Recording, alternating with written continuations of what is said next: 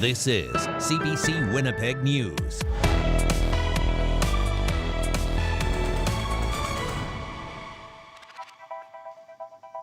Good evening. Thanks for joining us. What started as a call for help ended with one man being shot dead by Winnipeg police. It all took place at a Lindenwoods home Monday night. Now, the province's police watchdog is investigating the third fatal police shooting in the city in the last 6 weeks. CBC's Rosanna Hempel breaks down what we know so far. Residents here say it's normally a quiet street, but on Monday night, police cruisers flooded Avon Gate in the Lindenwoods neighborhood after an officer-involved shooting. Winnipeg police say it began with a 911 call from a man reporting a family dispute. The caller told police his brother hadn't been taking his medication. The caller reported that he'd been locked out of his residence by his brother, who was behaving erratically and threatening to damage property. Another call came in more than an hour later, saying the 42-year-old man inside was now screaming out through a window. 2 officers arrived, and within 10 minutes of them being there, he was shot. At approximately 10:35 p.m., the subject male exited the residence while armed with an edged weapon. This family member who wasn't at the house during the shooting says the man who died was one of her husband's brothers. 2 of them had been living there while their mother was away. I think everyone's just in shock right now. They haven't had time to grieve yet. Erica Smith says her brother-in-law, Sebastian, was kind and lived with mental health issues. She has questions about how police handled the incident. A lot of it is concern about mental health and their reaction to mental health. Some neighbors told us they didn't hear or see anything until after the shooting. Longtime resident Albert Lee lives across the street. He says he heard 2 big bangs. Knowing now they could have been gunshots scares him. I feel bad about what's happening in my neighborhood. Like I said, it's been a nice neighborhood. Winnipeg police say none of the officers involved had body-worn cameras. A different officer who arrived later did. Police say that footage will be handed over to Manitoba's police watchdog as they continue to investigate. Rosanna Hempel, CBC News, Winnipeg. A former Manitoba Member of Parliament is speaking out after he was arrested and charged with a dozen weapons-related offences, including gun trafficking. Mounties say they seized hundreds of guns from Inky Mark's home in Dauphin. Now he's telling CBC his side of the story. CBC's Michelle McDougall caught up with him today. 79-year-old Inky Mark, one-time Dauphin mayor and former Member of Parliament, enjoying a walk with his dog Cookie, a far cry from what he went through a few days ago. I don't know if you know, but I was incarcerated for 2 full days almost, in jail for 2 days. I've never experienced that in my life. When Mark was arrested, RCMP seized 439 firearms and charged him with a dozen weapon-related offenses, including firearms trafficking, possession of a firearm with a tampered serial number, and unsafe firearms storage. I'm a collector. I've been a registered collector since day one. The news won't tell bugger all. They won't say anything. They just want to make it look like I'm a big-time criminal. Mark's property in Dauphin is hard to miss. In the back, he has several signs criticizing the Liberal government. Anti-liberal, the way they deal with this whole country. Okay? It's all my signs about free speech. Okay? I'm trying to warn people even about carney. So does that have anything to do with collecting weapons? No, nothing at all. Absolutely zero. The $300,000 cash that RCMP seized, Mark says it's from the sale of his cottage and other properties in Dauphin. He denies being a trafficker, telling CBC on 3 occasions he transferred different firearms to someone he's known for 30 years. I'm so sorry. I apologize to the court, actually. I do. I'll apologize to the court. I apologize to the people in Dauphin, the Parkland. I apologize to the people in Manitoba, even Canada. Mark says he told police everything and told CBC, in his own words, he did something absolutely stupid. He'll be back in court here August 11th. Michelle McDougall, CBC News, Dauphin. Winnipeg is getting another sports team, and this time the women are taking the pitch. Canada's Professional Women's Soccer League has announced its first expansion team. The 7th to join the league will be based here in Winnipeg. CBC's Gavin Axelrod reports. There's no name, logo, or colors, but the excitement is real. Professional women's soccer is coming to Winnipeg. I'm pleased to award the 7th franchise, the first expansion franchise in the NSL, to Winnipeg. Winnipeg's entry into Canada's Professional Women's Soccer League is co-founded by hometown hero Desiree Scott and former pro coach Rob Gale. This is a moment I've dreamed about for a very long time. Growing up in Winnipeg, I dreamed of playing professional soccer. The problem was, there wasn't a professional league here. Now, the next generation of potential future stars will have people to look up to in their own backyard. It's very exciting. It's going to be such a great opportunity for girls and women. The new team also joins a crowded pro sports landscape in Winnipeg, which includes hockey, football, basketball, and baseball. The team's co-founders aren't worried. We are the first women's professional sports franchise. Any sport, just wrap around that for all the young girls out there and the women, and the league is gender inclusive. These sport marketing and business professors say that's an advantage, along with filling a hole left when the men's soccer team, Valor FC, folded last year. Women's sports can tap into a crowd that perhaps maybe isn't as interested in men's sports. It's attracting people who never really saw themselves as sports fans before. And so women's sport isn't simply competing for some of those existing fans to other clubs. It's really expanding who gets to be a sports fan. The league says the over 3,000 people who signed a petition to bring a team to Winnipeg will have the first chance to put down deposits for season tickets. Ticket deposits for the general public will go on sale Friday morning. There was no announcement Tuesday about where the team will play. Gavin Axelrod, CBC News, Winnipeg. Elderly residents in 3 different personal care homes have been stuck in sweltering and extreme heat for days. Family members say broken air conditioners have left the buildings unbearable, and temporary fixes aren't working. CBC's Santiago Arias Orozco reports. Inside this personal care home, it is sweltering. Sherry Shindruk took a picture of a 30-degree temperature on Tuesday. Her 84-year-old father lives in the Middle Church personal care home. It is a worry. My dad recently battled through a respiratory issue that he's having, and he was on the uptake, and now he's declining again. The Winnipeg Regional Health Authority says a mechanical problem has left parts of the building without air conditioning. One of 3 care homes in Winnipeg and West St. Paul dealing with similar issues. Karen Johnson's 100-year-old mother was stuck without cool air in her bedroom during the heat wave. I feel like she's just going to give up and that'll be it. And I don't want that to happen because she still has some life in there. Johnson hopes this fan helps. She says lights in the building are turned off, some portable ACs were brought in, but that isn't enough. This heat kills, right? Old elderlies, and it's adamant that they need to get this fixed as soon as possible. Haley Bandman's 80-year-old grandmother Judy is facing a similar issue. She lives at the Dunwood Personal Care Home in North Kildonan. The province says heavy rainfall in June damaged the air handling equipment. Bandman says portable units were installed in the rooms, but common areas are still scorching. It just frustrates me because you think in a month, I get you guys flooded, that's very stressful, that's very unfortunate, but I mean, you have responsibility of a lot of people's families. Seniors at the Pembina Place care home are also stuck in the heat. The health minister's office says temporary air conditioning units will be ready Wednesday. Back at Middle Church, Shindruk worries any more delays could be devastating.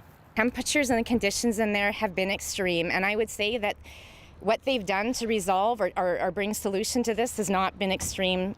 Health Minister Usoma Asawara says the replacement part for Middle Church's air conditioning is expected to arrive tomorrow. Santiago Arias Orozco, CBC News, Winnipeg.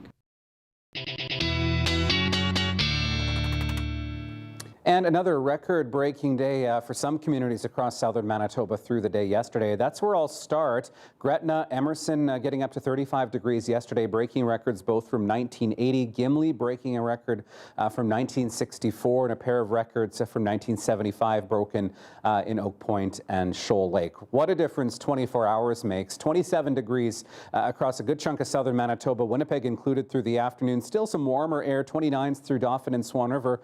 But the difference being, look at the humidex values. Cooler than our daytime highs were even at this point yesterday, sitting at 30s and 31s through the Red River Valley, of 32 in Dauphin right now. That's the result of that cold front that went through yesterday, bringing some of that cooler, drier air in and helping to cut down that humidity a bit. Still a heat warning in place for a good chunk of northern Manitoba. Air quality warnings in place for the same area, Flin Flon, the Pas, across to the Island Lake region. I'll talk a bit more about that air quality and when we get a bit more relief from the temperatures when I come back. Thanks, Riley. You're welcome. And while it is cooling off, the days of extreme temperatures peaked hydro usage as people looked to beat the heat. We'll have more on that ahead. Stay with us.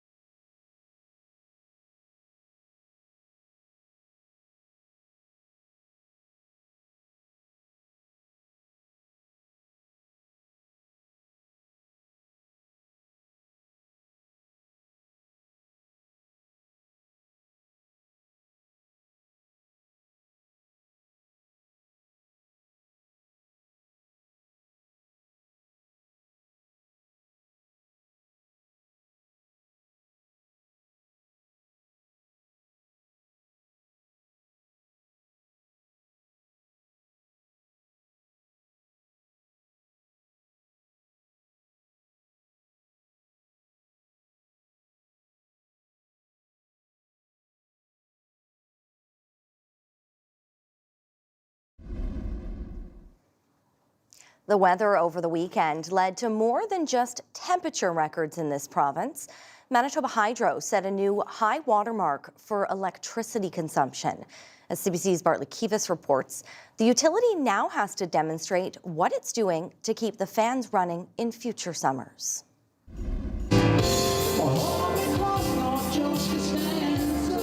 Some lyrical improvisation makes sense in the middle of a steamy summer that forced many Winnipeggers to improvise to beat the heat.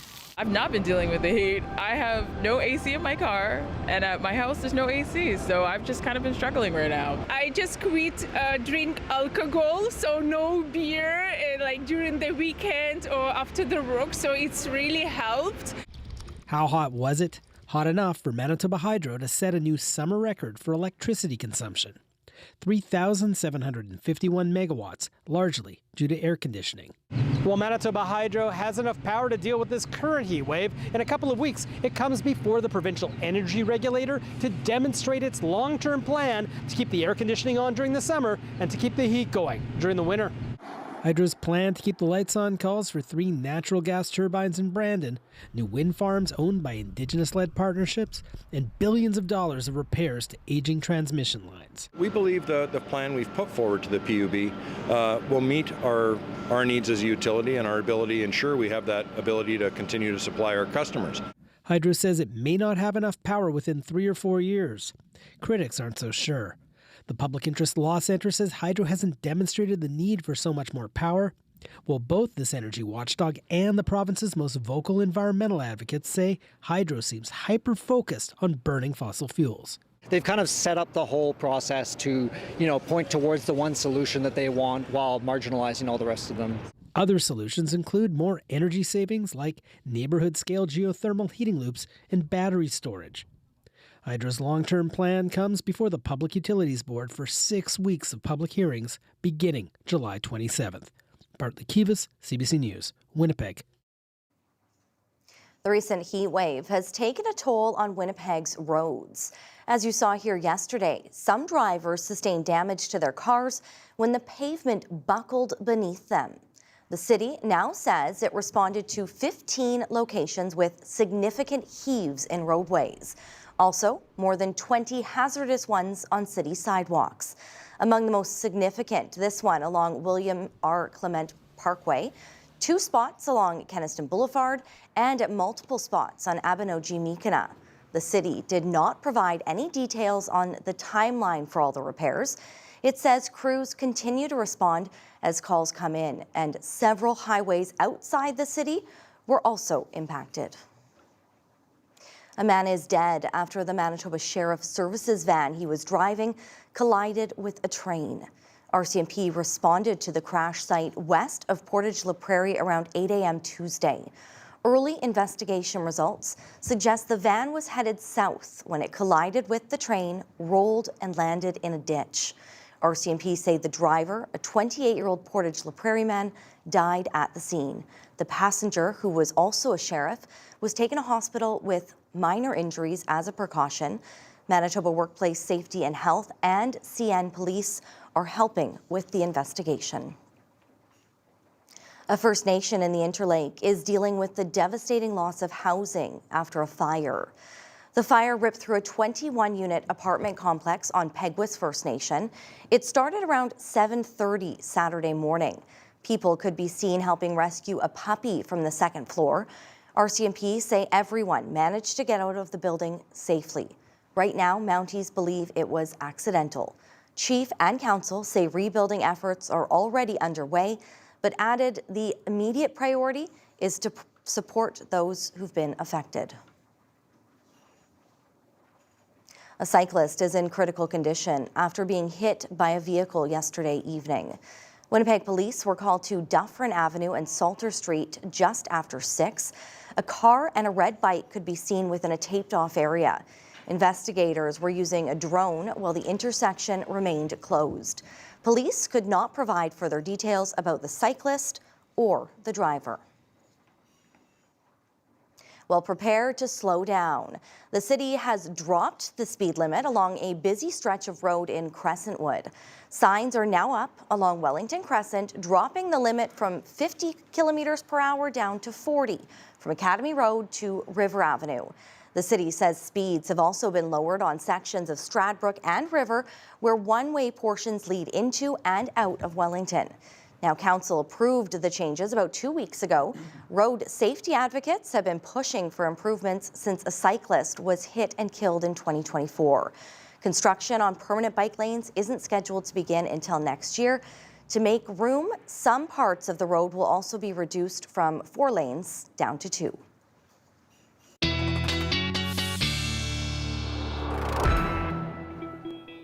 All right, Riley, and now a little bit of cloud cover today and really some reprieve from that oppressive heat that we've been seeing for the last few days. What a difference 24 hours makes, right? Even what a difference 1 hour makes.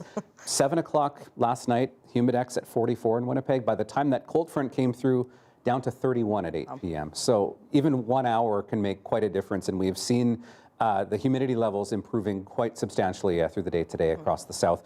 Still some heat warnings in place. That's where I'll start. I'll talk about where that heat is now, but an orange level heat warning remaining in place for northwestern Ontario. I do expect we'll see this dropped as the heat dome, the area of high pressure that brought all of this heat to Manitoba, begins to push off further eastward over the Great Lakes, where it is situated right now.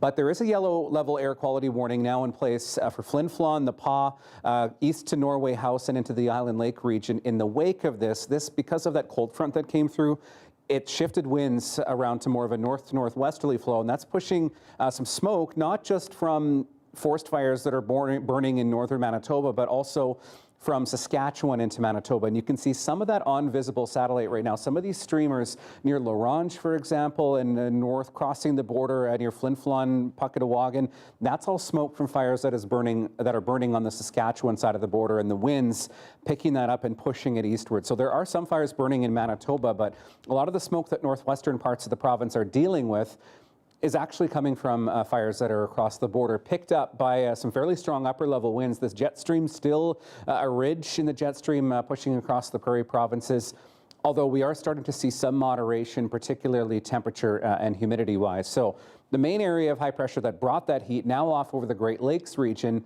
and what that is doing is bringing temperatures well above seasonal to parts of Ontario through the day today. Back here in Manitoba, looking at a few clouds, even a few showers pushing along the Trans-Canada Highway throughout the day today.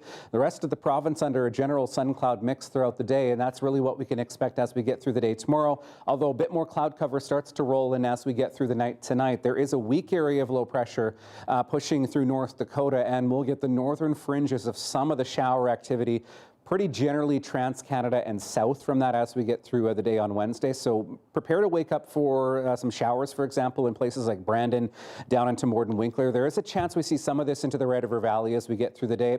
More like hit and miss showers in Winnipeg, so not raining all day, but do prepare for a bit of shower activity.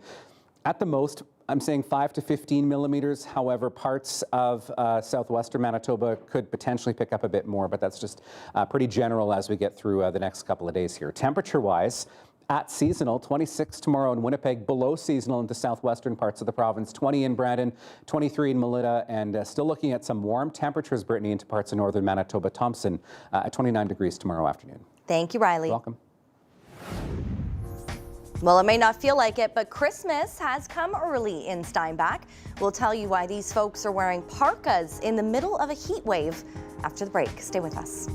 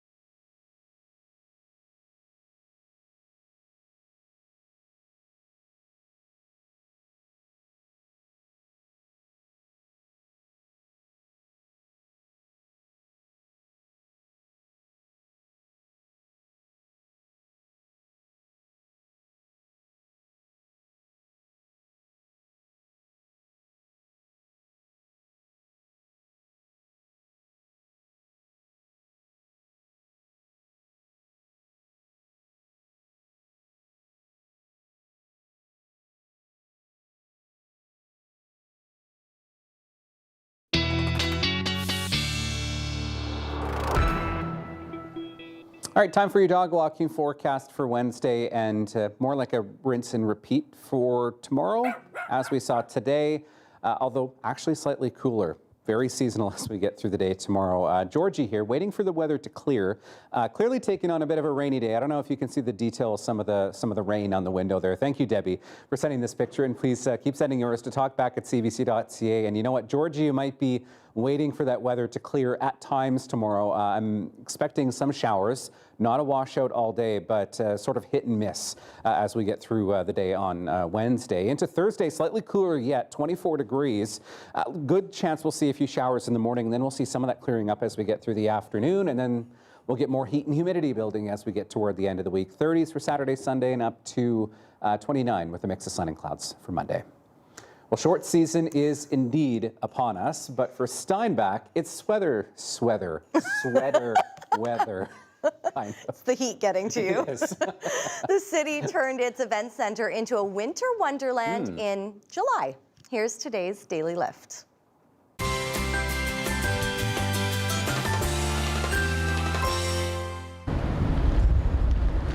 Okay, take a look. No, you're not hallucinating here. Christmas did come early in Steinbach with these people wearing toques, parkas, and scarves in that sweltering heat.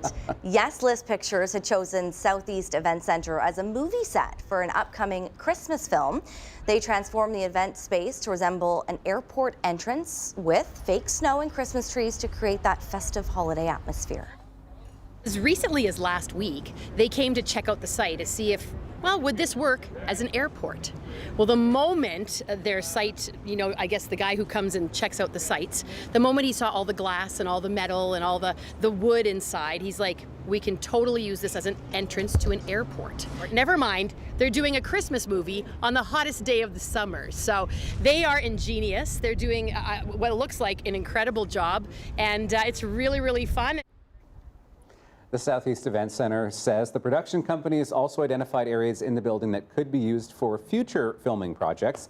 It hopes this production opens the door for more movies to be shot in the community, bringing in visitors and more business opportunities. I love this, and we see this a lot in the summer across Manitoba with people in parkas for all those holiday movies. Love to see it, and love to see them after. Yeah, I hope they have like ice packs in those jackets or like fans or something, because I would be overheating. Stay cool. Yes. We'll see you here tomorrow. I'd be sweating.